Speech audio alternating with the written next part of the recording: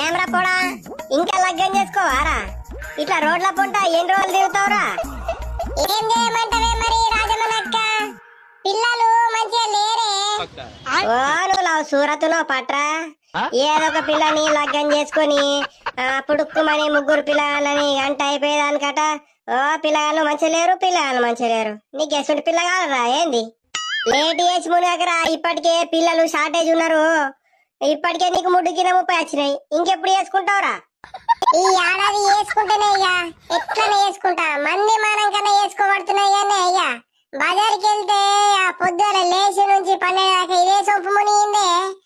లగ్గం ఎప్పుడు ఓర్ని అవ్వ మా అయ్య వాళ్ళకి లేదు కానీ ఊరోళ్ళు అందరు కులవే.